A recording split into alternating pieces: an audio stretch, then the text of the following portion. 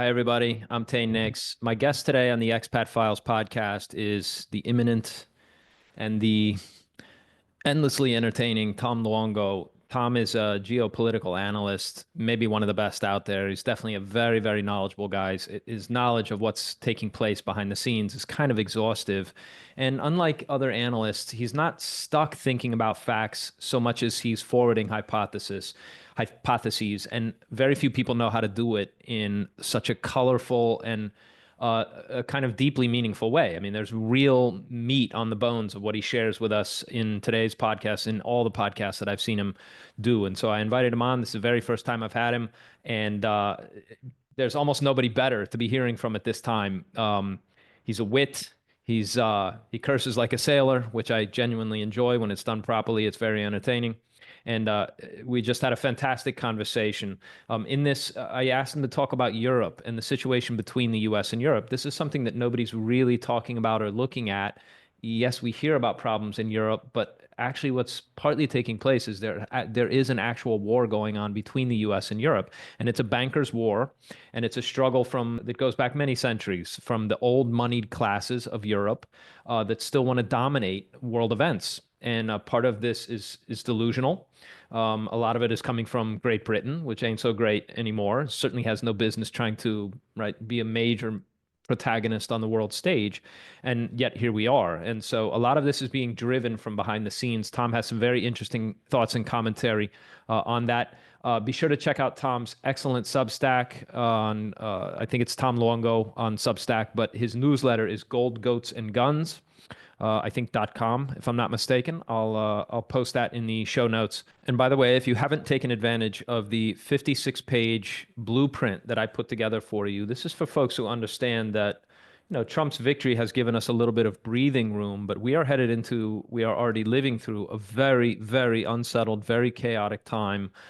It looks like things are fine now, but what history says is that there's going to be a real shakeup. And if you understand the benefits, the value of internationalizing yourself to put some distance between you and the people most likely to do you harm, which is your home government, then you realize that now is the time. You use this window of relative calm and relative tranquility, where you're still free to do a lot of things, to put some very simple, very sensible steps in place about where you're going to live if things get crazy. Maybe setting up a few offshore structures, banks, potential trusts, foundations, things of this nature.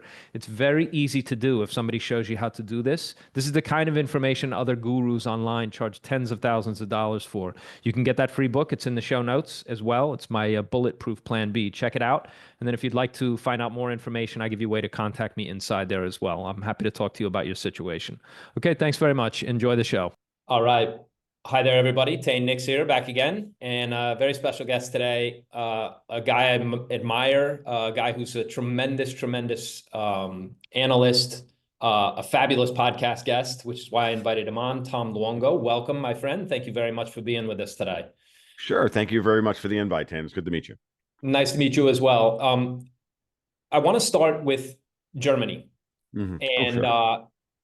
If you go back far enough, it really was the German tribes that essentially wore Rome down, right? And Rome fell because ultimately it wasn't that the German tribes didn't take a beating along the way. They did. Right. And obviously the Romans had it their way for a number of centuries. But in the end, right, it was the pressure coming from that sort of northern portion of Europe that pushed down, and Rome finally collapsed and all the rest. Fast forward to, let's just say, the 19th century and the Franco-Prussian nonsense. When Germany finally came together, they actually encircled the French army in whatever it was, 3 weeks or something. It was an insane pinching maneuver. Encircled them, forced the French to surrender, and Otto von Bismarck essentially created the German nation, confederating all of the German states, right, with Prussia sort of at the apex running things. It was a very wonky system. It worked sort of while he was alive or in power, because he was finally dismissed. And then you get into of course, the nastiness that started in 1914. And boy, it's been a long, hard road for the Germans since 1914. And Yes, like yes. it wasn't enough to get punched in the face once. They actually, of course, destroyed themselves again in round two, a generation later. And so everybody knows that basic history. But and so that brings us up to more or less, right, by fits and starts, the present, in which Germany, after trying to conquer Europe twice, ended up being the biggest power in Europe because of their industriousness and their tremendous ability to just make stuff, right? Hmm. And Alex Krainer also did just a fabulous article on the German banking system that allows small businesses to really flourish, right? Yes, It's a fabulous article. I'll put it in the show notes. Anybody who's not please aware do. of it.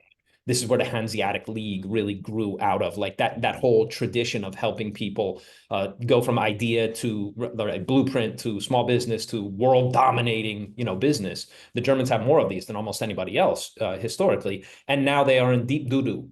The blowing up of Nord Stream, which I think it's fair to say the U.S. had some kind of part in, is of Hmm. course a giant backstab. And where I'm going with this is, as goes Germany, so goes Europe. Yes. Everybody knows this. They're the backbone of the entire financial system and banking system. Without the Germans, obviously, a lot of countries in Europe would have gone bankrupt, gone belly up a lot earlier than now.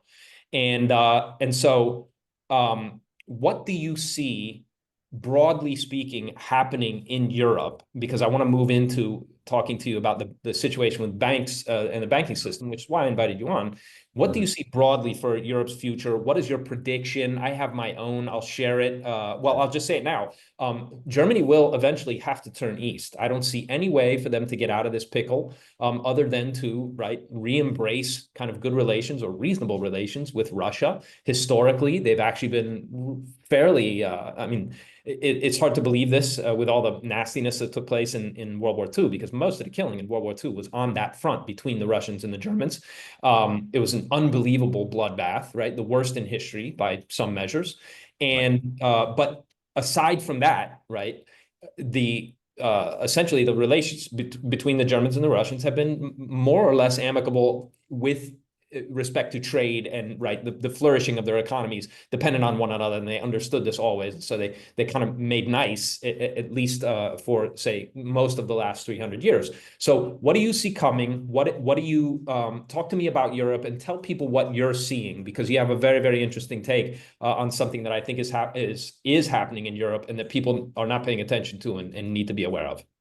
Well, the short answer is that Germany is being asked to, they are the fulcrum on which all of Europe depends. So for what, the last few hundred years, it's certainly been the part the the foreign policy of the British Empire to ensure that they triangulate between anybody who's a potential um, competitor to them. So, as I'm sure Alex has told you in the past, the whole Mackinderist argument about the world island and all of that is very, very important. They've always seen Russia as an antipode, their potential land-based empire as an antipode to their marine empire. And knowing that Germany is the fulcrum on which all of the rest of Europe turns, then making sure, and this is also American foreign policy, because we in many ways have adopted British foreign policy, certainly over the last century. So it's been our goal to make sure that Germany does not pull east. We don't have the time today to go into all the bits and bobs on this, because there's so much to go over. We could take 45 minutes just to talk about how this has everything today has been set up. But fast forward, the truth is that I've been calling the EU, the EU SSR, and the German Fourth Reich for forever, right? In that, because what they couldn't accomplish with armies, they're trying to accomplish with economic and political organization. So now let's break this down, how that came about. And it came about through a number of things. Not the least of which is that the goal was always a kind of global economy, or a global overstructure of the world. So the European Union is a test bed for global government, where it's not responsible to the people directly or anything along those lines. So with that in mind, now let's talk about the central banks and how the central banks' role in creating a durable capital dynamic which moves money and moves capital towards a particular node, political node within a geographic area. And it's done through a centralized interest rate. Okay. We did it in the United States with the Banking Act of 1935, which created the modern California, right? When you have, I'm going to use California as an example first because it's on my mind, and then you'll see how immediately applicable it is to Germany and what built modern Germany. And then we're going to get into why Trump and what Wall Street is doing to cleave all of this and say we're done with all of this stuff. So when the Fed was reformed away from being 12 regional banks with their own interest rates to the Banking Act of 1935, which empowered monetary policy into the FOMC, really decided upon by the New York Fed.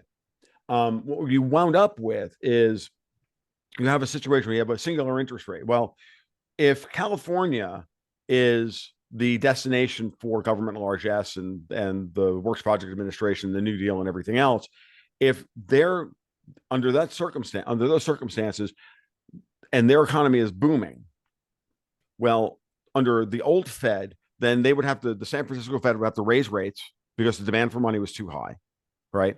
And that would also mean that, say, the Atlanta Fed would lower rates so that you'd have, say, 3.5% in Atlanta and 6% in California. Well, for the projects that can't survive at 6% in California, guess what? They're going to go to Atlanta, where they can get money for 3.5%.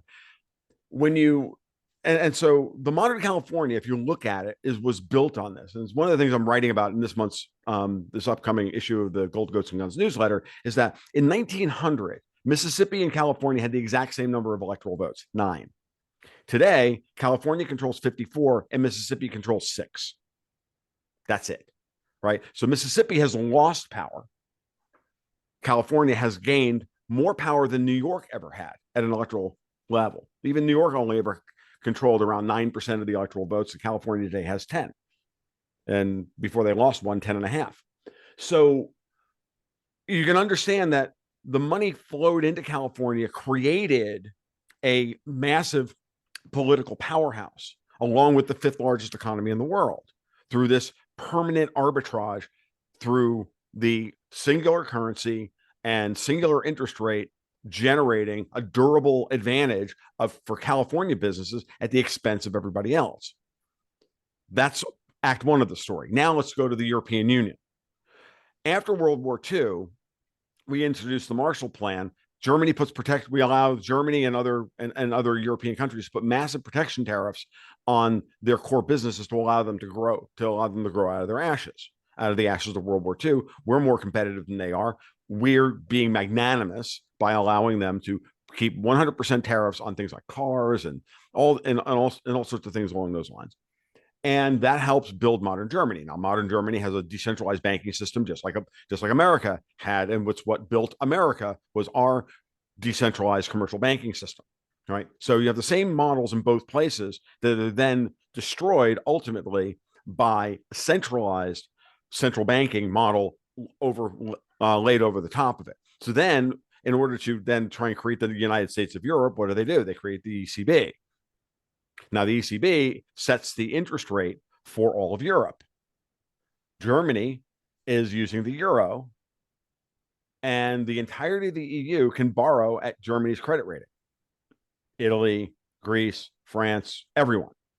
At the same time, look at the euro. So you have a different but similar problem. You have a singular euro where if Germany was on the Deutschmark, their currency would be, twice what the Italian lira would be, or 3 times what the Italian lira would be, or the Greek drachma or whatever. And those countries are also borrowing money at Germany's credit rating. So what happens? Germany, just like California, ran a massive trade surplus with its political peers. So Italians are buying German cars, sending a massive trade surplus into Germany. Germany doesn't have to pay the price of that with a rising currency, right? The Bundesbank can issue debt at 2% relative to the Italians. The Italians are on massive budget deficits, and so the euro at say $1.20, where the Deutschmark should be $1.60 and the Italian lira should be at 80 cents. That arbitrage never closes. That's why the capital gets sucked all the way into Germany. And then as the EU goes for more and more political control, centralization of power, Germany's in charge of it because Germany has all the power. So that's the backstory. Now take that and put it in the context of Britain's age-old animosity, and really France's and Germany and France's animosity towards Russia. They are going to use the German industrial powerhouse along with their proxy, the Americans, to create NATO, to then continue their war after World War II against the Russians, who weren't supposed to survive World War II. In effect, they almost created Germany, right? Created Hitler in many ways in order to go fight Russia. Hitler eventually gets wise to the whole thing and attacks in both directions for a variety of different reasons. It's not as simple as I just laid out. It's far more complicated than that. But he understood what was happening.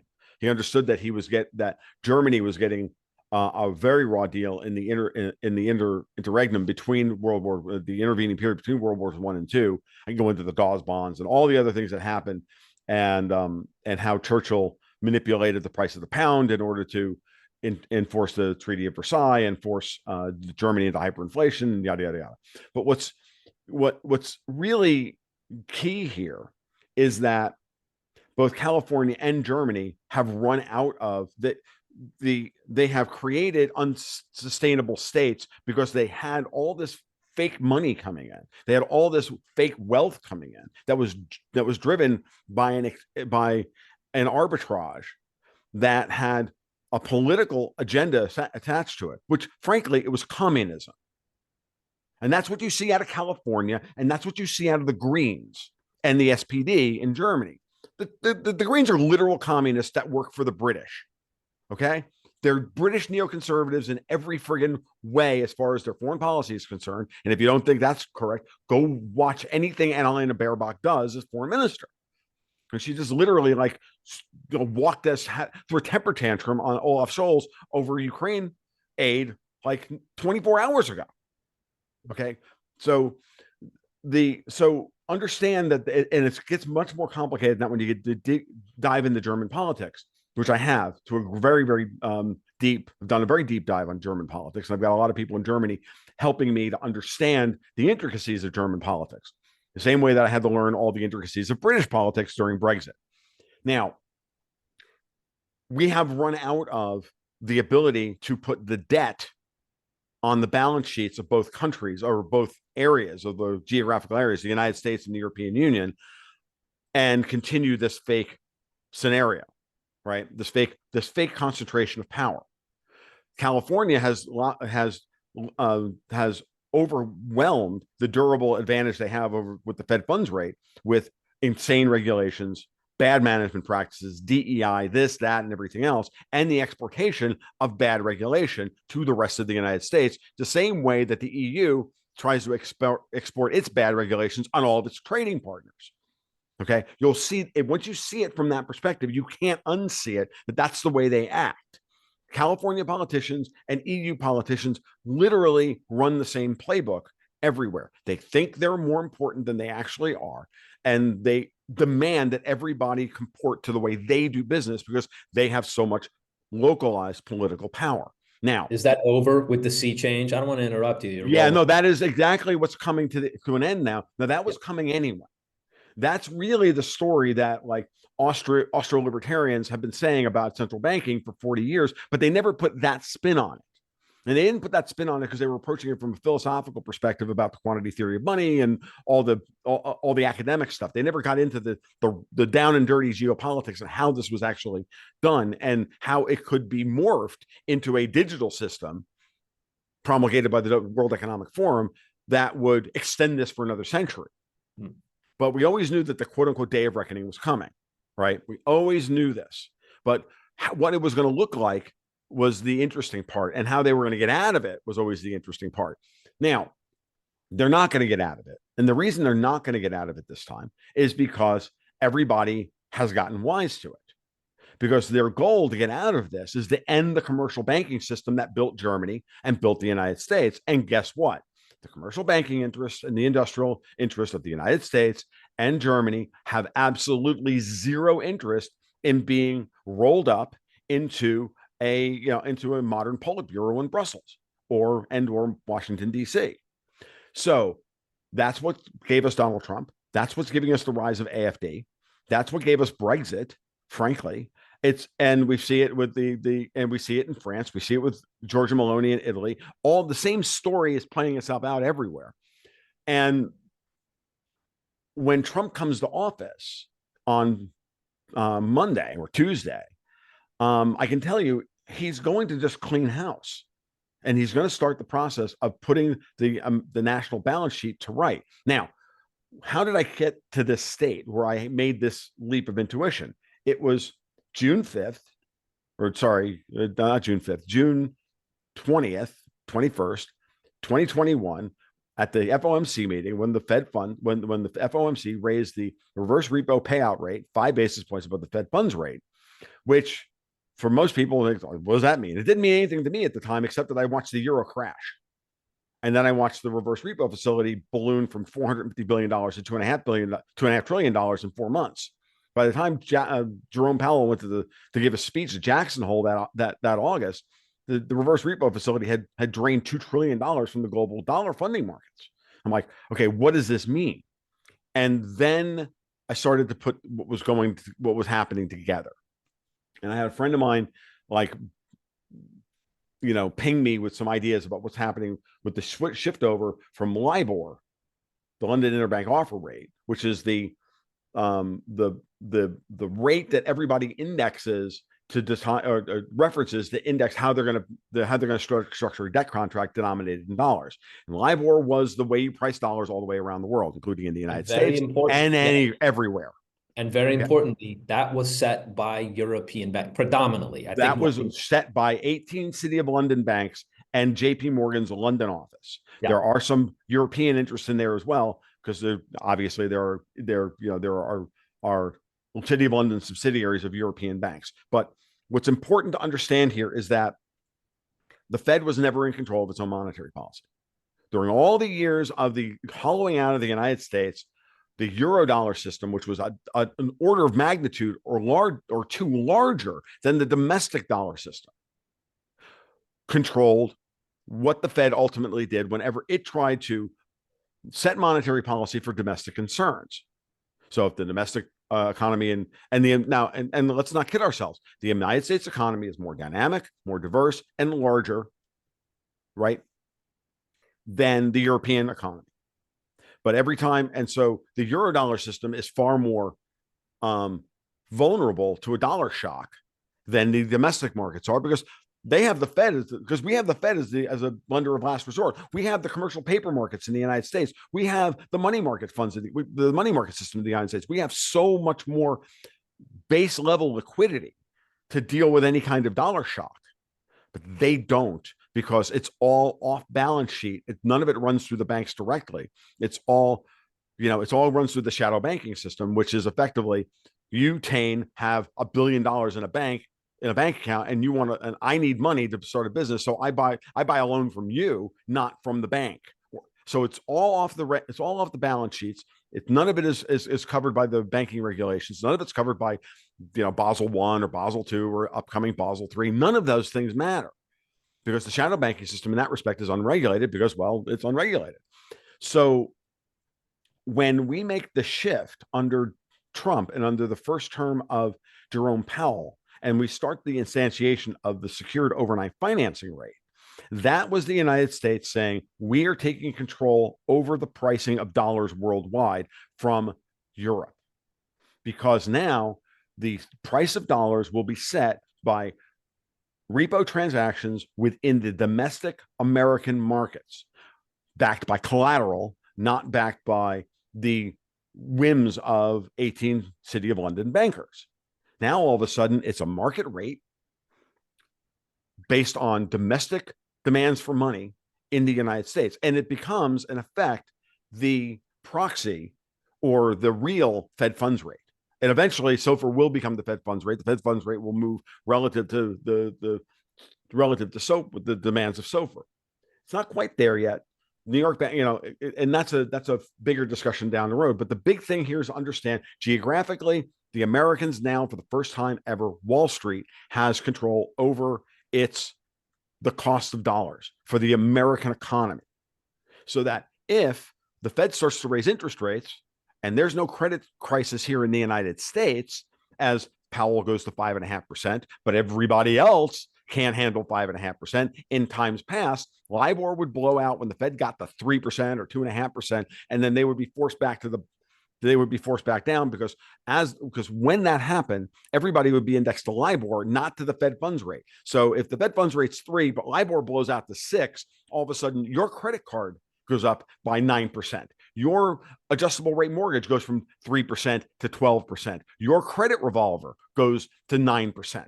And it causes a slowdown that's undeserved within the American economy.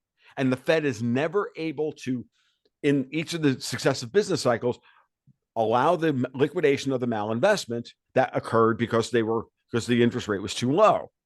So what you wind up with is the classic Austrian business cycle argument about the Fed cutting too much and then raising interest rates too high and then having to cut again. And that's why for 50 years, we watched the US 10-year bond, the yield on a 10-year bond just drop towards 0%. Because eventually the Eurodollar system couldn't handle more than 0%. Switch over to LIBOR, switch over to SOFR. Back in when this was happening, I said, if I were Powell, I don't care about these people. If I'm Powell and I have control over the Fed funds rate, now finally with SOFR, I'd raise interest rates in the United States towards 6% and see what we can handle. And everybody on the planet said we'll never get to 1%. Powell will get to 1% and immediately have to go back to the zero bound. They were wrong. Flat out wrong. They're still saying it. They're still saying versions of it today over zero hedge, and everybody's still saying it now. But they're wrong. They were completely wrong because they missed the understanding. They bought, frankly, the European lie from the Financial Times and City of London and everybody else that America's about to collapse and the dollar is garbage and blah, blah, blah, blah, and all this fucking literal rotten nonsense. And Powell just said, no, we're going to close the fucking door. We're going to 5.5%. And then he went there. The man raised interest rates from 5.25% to 5.5% during the worst banking crisis since 2008. If you didn't get the fucking memo then, like what his plan was, like, and to put his literal dick on the table and say, we own the dollar, you don't. You don't work. We don't work for you anymore. Yeah. And this has been going on for 250 years. Wow. The American Revolution never ended. Britain never submitted. Yeah, Cornwallis surrendered at Yorktown, but the British immediately started going to war with us like 14 days later because they controlled the trade surplus between and the goods flow between the American and British economy and the French economy. So 1812, yeah, no. So all of this is staring you in the face that SOFR was the actual, real, honest to God declaration of independence or final declaration of independence by the United States at a contractual level. That's what fantastic. This means for Europe, of course, is that the European Union is dead union walking. Yeah. I mean, that's the conclusion. Let's talk inevitabilities here for a second. So first of all, that's a fantastic sort of tour de force. I don't know that everybody watching this in my audience is necessarily going to understand it all. So maybe I'll ask some clarifying questions. Or we'll just have to do another version of this. Or we'll just have to do a follow-up. Yeah. But yeah. I mean, in terms of inevitabilities, I mean, it's like, first of all, you're a big fan of Powell's. I mean, to a degree, you are, right? I've heard you say it out loud. Like, everybody bickers and argues, like, he should cut, he shouldn't cut, he's cutting too soon. We haven't beat inflation. But like, really, the significance of Powell as a head of the central bank is that he's done this, right? Mm-hmm. That he saw and understood, and that he had the cojones to just lay it on the line and say, look. Exactly as you put it. So he had the backing of Wall Street to do it. And the Wall Street banks had to take a punch in the mouth by putting massive holes in their balance sheets for almost over 2 years to get this done. And of course, now to be fair, JP Morgan took less of a hit in this than my local credit union did. Yep. No argument. But are they on board with it though? Like, are they self-interested enough that they're squealing, and like, obviously some banks are going to go bust. It seems to me like we're well, on the yeah, cusp. I mean, but when you have a banking system that's as screwed up as ours, I mean, you can't. There's going to be there's going to be there's going to be victims here, right? Yeah. But what I'll tell you is that none of the apocalyptic stuff that everybody said was going to happen happened. Now, we're in Act 2. We're at the end of Act 2 of this. We still have Act 3. We have to get through the normalization of the yield curve and everything else. But we're at a moment now where, and I really feel like Powell should cut rates against the market's will. He raised rates against the market's will. He should cut rates against the market's will, because what Trump is going to do when he comes into office is very deflationary for dollar flow around the world. He's going to cut trillions from the budget. He's going to furlough workers. He's going to do all sorts of. He's going to shut a whole bunch of stuff down. He's going to tariffs on a bunch of things in order to force negotiations on the old tariff structure and the old way we did trade. He's going to break open the WTO. He's going to pull us out of NATO. He's going to do all this stuff. And I got news for you. A lot of that is going to be deflationary. So what Powell, he may not cut in 2 weeks because, the CPI was, he may not have the political cover to do it. Certainly with the jobs report that's been coming out, the latest data, he doesn't quite have the data.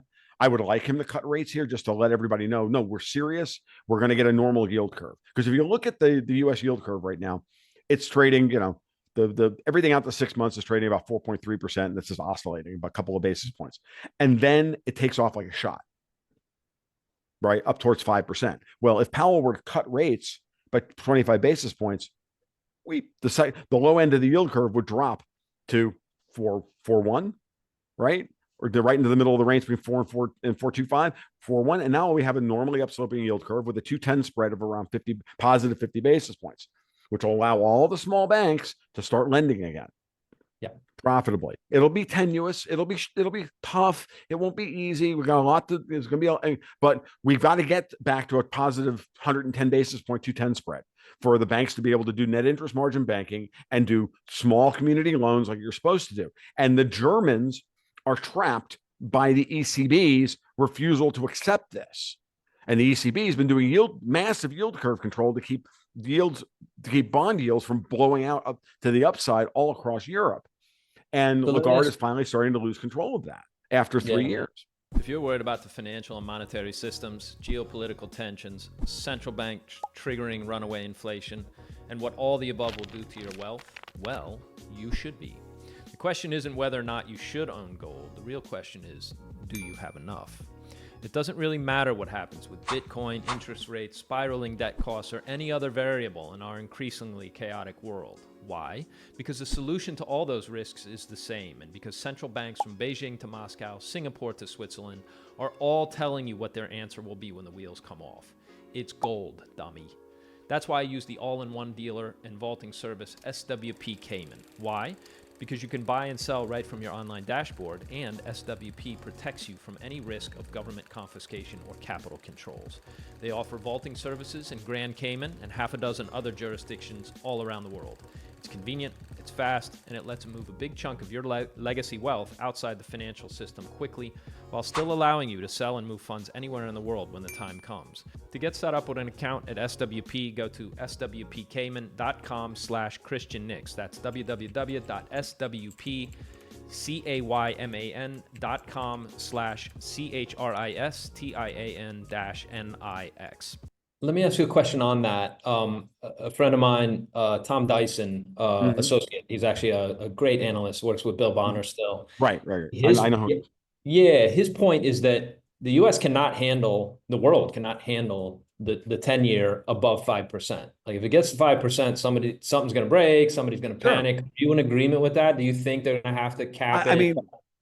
I'm not that. I mean, that's not my. To say a 5 or 5.5 or 6, or I don't know. Like that's not my gig. I'm when it comes down to it, I'm a kind of a macro analyst at this point, and I'm thinking in terms of strategy. I can't dig into the numbers and tell you, oh yeah, at 5% like Germany, the Bundesbank goes bust. All I can tell you is that it's reflected in the fact that Lagarde has held 2.5% on the German 10-year as the line in the sand for 3 years now. And like And that's what I've noticed. So as a reflection of that, so that tells me Lagarde doesn't want the German 10-year above 2.5%, but she's losing control of it. Yeah. The French 10-year is blowing out. The Italian 10-year is blowing out. The German 10-year is now this week is blowing up towards 2.6. We'll see if we can get it, see if she can hold it. But the problem that Lagarde now faces is that Biden's already drained the SPR. There's no way to keep oil prices down to run the fake story that inflation's been tamed. Oil's starting to rise again. They just sanctioned the hell out of the Russian oil shipping industry. The Ukraine's no longer shipping oil across the pipelines anymore. Like, oil prices are going back to $90 a barrel, possibly even 100, regardless of war. Right. So what Europe is trying to do now is take everybody down with them when they go. The European Union is going to be in a sovereign debt crisis, and they firmly believe that they have enough fingers and enough pies around the world that if they go down, they take everybody with them. And this is part of the reason why I saw, like, Powell last year. Everybody made a thought he was an idiot for this, but I'm like, no, this makes perfect sense if you understand what I'm about to say, or what I just laid out. He told everybody, all the banks, that you have to belly up to the discount window at least once a year. Every bank in America. Why? Because we want to take away the stigma of you using the discount window as a means to get liquidity. Because anytime a bank does it, it's like the walk of shame, and the bank is going to die. And there's going to be a bank run, and the bank's going to die 2 weeks later. He wants to normalize that behavior and make it a permanent feature of the American banking system in order to quell the panic. And he did this a year and a half ago or 2 years ago in order to quell that, so that when the crisis starts, which he's engendering, the markets won't panic when they start to see American banks belly up to the window. What you're going to see is foreign central banks belly up to the equivalent for them at the Fed. The way the Fed has the market ring fenced right now, they have to go, foreign central banks have to go to the Federal Reserve to get dollars. They can't, because American banks won't repo European sovereign debt at par anymore. That started with JP Morgan and Jamie Dimon back in 2019. Mm-hmm. Okay, this banking war started in 2019, and I'm firmly convinced that by the time we had the SOFR blowout in September, and then I'm firmly convinced that COVID was an operation to get rid of both Trump and Powell, and honestly, everything else was a sideshow. The goal was to print shit tons of money, get the United States back to the zero bound, and force Powell to never be able to raise interest rates again. Then they were going to get rid of him, never give him a second term, put Lael Brainerd in, put in MMT, and then put us on an MMT standard and go through the eye and all the rest of it. That was their plan, and it fucking failed. And I sat there smoking cigar after cigar after cigar, going, "No, took a shot at the king and you missed, baby." They took a shot at Powell and they missed. And then they took a shot at Trump and they missed. And now they are literally fucked. And good on them, because these people tried to destroy the entire freaking world. Yep. And I'm over it. I don't care anymore. It doesn't matter. This needs to end so that we can all free ourselves from these people. And I'm telling you, the Saudis understand this. The Chinese understand this. The Russians understand this. We understand it. Hell, even the Canadian banks understand this. Yep. That's why they're on their own version of SOFR now. They index the Canadians, which are under Crown rule and under the rule of WEF butt ranger Justin Trudeau. Their Canadian banks are indexed to SOFR, not LIBOR. LIBOR's dead, folks. SOFR won. And everybody called me crazy. But I don't have a chip on my shoulder about this. I don't care. I'm happy to have been right. If I was wrong, I was wrong. But I know during 2021 and 2022, there was a big argument as to whether Jeff Snyder was correct, that SOFR doesn't matter, or I was correct. And it was all through the alternative financial press. And we went back and forth and back, and everybody, Jeff and I kind of talked around each other. So I'm going to be right. I know I'm going to be right because I'm reading the room better than he is. And it's not, and you know, to Jeff's credit, he's the one who gave me the understanding that the Eurodollar system ran American monetary policy. I mean, he talked about that for years while he was at Alhambra Partners. Yeah. And I give Jeff all the credit in the world for explaining that in his own way. Yeah, he but does a he great was job. very late. But he was very late to the paradigm shift. Did he give you a hat tip on SOFR? Has he like No, called? he's not the one who gave. No, he argued for over a year, from what I understand, that SOFR was irrelevant, and then Has he come the around? Eurodollar futures contract was sunsetted after SOFR. After the volume on the SOFR futures contract overtook the Eurodollar contract, and then it died in June of 2023, Yeah. 2024, because the key to understanding this and the timing on it is that SOFR became the law of the land for the United States on January 1st, 2022, where all new debt instantiated in the United States had to be indexed to SOFR over LIBOR. You couldn't use LIBOR to instantiate new debt in the United States. You could do it overseas, but you couldn't do it in the United States. And that was the shift. So obviously at that point, the Fed structurally changed the market. And so by like October of that year, like SOFR futures volume on the COMEX went through the roof and went up like 20-fold because everybody now was doing business in SOFR, and they needed to structure their interest rate swaps and their dollar swaps and all the rest of it. So like it was inevitable that this was going to happen unless the Federal Reserve was taken over in a communist putsch by Obama and Biden and Lael Brainerd. And it was Lael Brainerd, who was the compliance officer at the Fed, that leaked all the insider trades that she signed off on, by the way, to Axios or whomever, that started the whole insider trading scandal at the Fed. And they tried to get Powell and they failed. They got 3 hawks off the board. And now they're trying to wait. And basically everything that the European Union has been doing since then, and the ECB has been doing since then, is this extend and pretend through yield curve control in order to try and wait out Powell and when he leaves in February of 2026. And they're going to fail because Trump's in office and Trump's going to change everything. Powell and Scott Bessent are absolutely on the same page. You can watch. We're doing this on the day that Bessent is up on Capitol Hill doing a Senate confirmation, and it's wild, dude. He's saying exactly what I said a good Treasury Secretary would have said ages ago. And Janet Yellen fought everything that Powell did as Treasury Secretary, and it was traitorous, and she should be locked in irons and sent to Guantanamo and waterboarded. Should be locked up. Yeah, she absolutely should be. She's a traitor. Yep.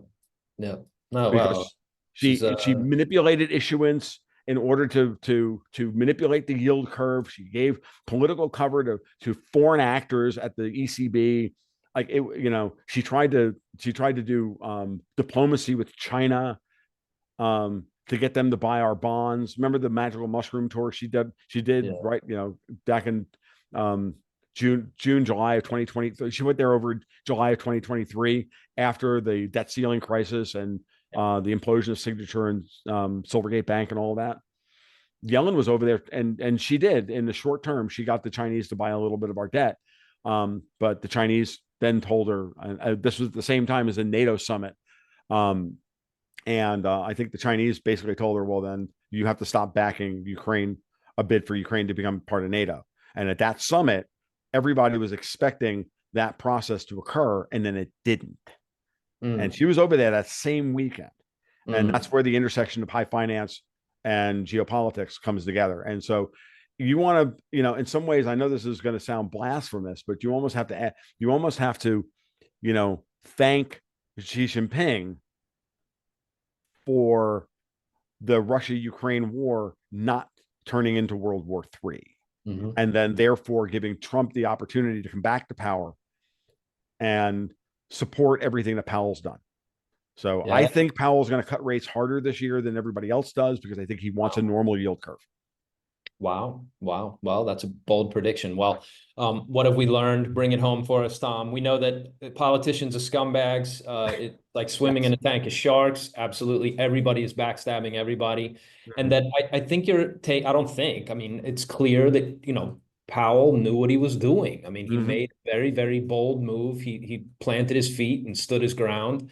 And my friend, I mentioned to you, my buddy Joe Withrow was telling me, nobody really grasps what a big deal this is, that the U.S. has taken back control of the interest rate for essentially for the world, whereas these European old money banks, I mean, again, we could spend hours like going through the history of how the European banking system got so damn powerful. I mean, they've been running stuff for a long time, but Europe is not just in shambles, but it's also living in like multiple layers of delusion, right? Whether it's in this, windmills and solar panels, that, and the Germans like shutting down all of their excess power and trying to go green. It's like, by the way, you're in Northern Europe. There's no fucking sunlight up there during winter. Like just brain dead stuff over and over again. The government of the UK is essentially collapsed. I mean, Starmer obviously is a stooge, right? I mean, he's gone his way out, right? The previous prime minister. I'll be honest with you, Shane, this is a very interesting point. You bring up Keir Starmer, right? Starmer is clearly a Devosian. I like to call him a Devosian butt ranger. And I mean, if you got shtick, dude, use it, right? But Starmer was put in power in order to finally betray Brexit, and had to do so before the end of 2026 because there's a 10-year divorce part of the 10-year period post divorce where they had to, the Brits were on the hook for any damage done to the European Union on a part of Brexit. It's a horrific thing that no British prime minister should ever even think about enforcing, but it is what it is. So Trump going after Starmer, sending Elon Musk to go in after Starmer the way he has, tells me that he knows exactly what the problem is. He knows exactly how to fix this, and he's given an ultimatum to the City of London. Yeah, which is, you have a choice, Europe or us, wither or evolve. But you work for us now, and this shit is over. And what's really fascinating about this is that he's doing this because he knows that the biggest victims of all of this is Little Britain. Trump ultimately is Scottish. He's also a mob boss from Queens. I like to call him now Don Trump-Leone. And if you watch the way he's been running the transition, everybody has to come to Don Trump-Leone and kiss the ring. And if you don't kiss the ring, I'm going to take your country from you. Yeah. He's got Danielle Smith, the premier of Alberta, there today. Ottawa is in flames today, screaming that Alberta should be kicked out of Canada. I'm like, well, that's exactly what she wants. So that's what they're angling for. Right. I mean, we would welcome Alberta into the United States along with Saskatchewan and British Columbia in a heartbeat, and Manitoba in a heartbeat. Like, are you kidding me? Like, let's make the Oilers American again. Like, you know what I mean? Like, I would love to unabashedly root for the Edmonton Oilers because they're a part of America, and it'd be great. Like, as an old hockey fan, but like, let's do this because I know the people in Canada. I know people very close to Danielle Smith. I know they're part of my community, and I've come to know them very well over the last couple of years, and I can tell you, there's a political revolt occurring at the grassroots level and at the businessman level, the industrialist level in Alberta. That is, they don't see coming. The world's not ready for it yet, but it's almost here. And so Trump very astutely is trying to fork Alberta away from Ottawa, City of London away from Europe, and he's going to cut a deal with the Germans. Here's the last bold prediction I'll make for you. Remember about 3 weeks ago or about a month ago, some American was making noise about buying the Nord Stream pipeline. So here's one for you. If you really hated the EU, like I do, this is what I would do. The EU's third energy package forced unbundling of the pipelines from the owner of the oil, which is what ultimately originally doomed South Stream, and why it had to be repurposed as Turk Stream, meaning that Russia couldn't own, or Gazprom couldn't own, both the pipeline and the oil that went through the pipeline. This is part of the Europeans' third energy package. They had to do the same thing with, it's how they slowed Nord Stream down for 3 years during its construction. And eventually what had to happen was, there had to be, Gazprom couldn't be in a joint venture with the European majors that funded that threw in 50% of the money to fund the pipeline, right? It was originally going to be a consortium between 50% owned by Gazprom and 10% owned by 5 European oil majors: Uniper, Wintershall, OMV, yada, yada, yada, Shell, and I can't remember the fifth one. And that had to be the kibosh had to be put on that, and they had to create and what had to happen was they had to create a separate ownership structure, and those 5 energy companies then had to just basically loan the money to Gazprom. They couldn't be beneficial partners of it. Well, the Nord Stream 2 pipeline is now in tatters. So is Nord Stream 1. No gas is flowing through it. How hilarious would it be for Trump and Putin to cut a deal over the Nord Stream pipeline, whereas the Americans own it, and Russia gets to ship gas back to Germany, bypassing the third energy package. Right. And the Russians are happy; they get to sell oil. They never had ownership of the Nord Stream pipeline. I mean, it's now a fully depreciated asset. It's a negotiating point, and it would be the most hilarious thing imaginable. And if you're not spitting your coffee across your on your keyboard, watching this, thinking about the implications of that, you don't have a soul. Like, you don't get it. Like, it's the most beautiful thing I could ever imagine. It would serve the EU right. Like, it would serve Europe right. Absolutely. To get really, really reamed right properly over everything. But again, like, when is the last time the world was in this much? I mean, it's going to be wild, Tom. Yes. And I hope your prediction is right. Our buddy Krainer said he wrote something recently, Days of Thunder, right? He said he was on a call with Steve Bannon, a couple other real big shots. And it's fascinating. He said, we're coming in, we're throwing overhand, like, we're absolutely coming. But it's clear also to me, and this has to be on everybody's mind, is these are very powerful people that are standing up against the right, that are essentially enemies of Trump, like the way cats and dogs are enemies. Like, there's no possible reconciliation. This is a fucking fight to the death. Well, but the interesting part about it, and the only reason I ever entertained any of the stuff that I laid out today, is because from the moment I went down this path and started thinking through this. So, okay, what if this, what if this, what if that, and I started putting into the thought experiment together. Said, this only works if Wall Street's on board. Who is truly the most powerful political force in the United States? It ain't the defense industry. It's the people who loan them the money. Yeah. Wall Street. The commercial banks built the United States. The commercial banks are going to be the ones, I hate to say it, folks, are the only people powerful enough to fight the people who your actual enemies are. Your actual enemies are not the Russians and not the Chinese. That's right. They're rivals. They're not enemies. They're different. There's difference, and there's a negotiated settlement for both of them. Your enemies are the people who were never, ever, ever willing to accept the fact that you broke away and you're no longer their colony.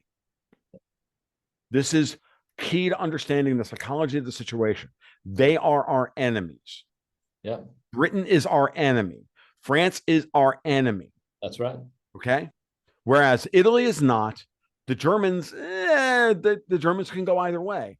Yeah. But Britain and France are our enemies. The European Union is our enemy. They are people who we, as descendants of Europeans, we are the ones who left Europe because Europe was awful. And we came here as the best and brightest to come to America and start over again, learn English and start over again. I am second generation Italian, right? My grandparents all came over on the boat. I am the youngest of 4 of the youngest of 11. My dad was born in 28. He'd be 96 years old today, or 90. Yeah, 90. He'd be 97 in May. Like, that's what we're dealing with here. And understand that within half a generation, my family all spoke English. Yeah. Okay. And we were Americans. And that is something that still sticks in the craw of the European elite today. And they have destroyed through this locust mentality of being able to go in, rape a land of everything, take it all back for themselves, and then move on to the next target. They did it in Africa, they did it in South America. They tried to do it here in the United States. They tried it in China. China closed the capital account, never opened it up. But they've all lost billions over in China. Okay. So there it is. There it is, my friends. Tom, great to talk to you. It's really, really, what a pleasure to speak to you live. I really appreciate your You're a scholar and a gentleman. And what I want is for some of this scholar, yes, gentleman, fuck no. Well, we'll pretend. But I want to see some of this play out. You know, like the next 60 to 90 or first 100 days is going to be wild. I mean, it's going to be wild. You know, there's going to be just event after event after event. And we'll see. You know, we'll see. It seems like Trump is very much less naive. Or yeah, no, he is. Than he was in 2016. I don't know that he was all naive. It wasn't all naivete. I mean, the guy is not—he's not a dumb guy. He's a real estate developer from Queens. But he did say when he first got the Capitol Hill, he's like, I knew it was bad, but I didn't know it was this bad. You didn't know it was that bad. Yeah, exactly. Like he was getting stabbed all over the place, you know. So, but he's they have a fighting chance. Like right now, they have the upper hand. So let's see what happens. I'll have you back on, and we'll do it again. It's all over happy again. to. It was fun. Thanks, great stuff. Thanks very much. Yep. Bye-bye. Once again, make sure to check out Tom's excellent newsletter. He does Gold, Goats, and Guns. It's one of the best out there. If you enjoyed the show, please give us a like and subscribe. That's enough out of me. Thanks very much. I'll be back with more great stuff. Be sure to download your free 56-page book, The Bulletproof Plan B. That's free for anybody who wants to find out more about how to internationalize, to protect yourself from the chaos that's really going to continue for quite a while and is just getting ramped up. Thanks, and I'll talk to you again very soon.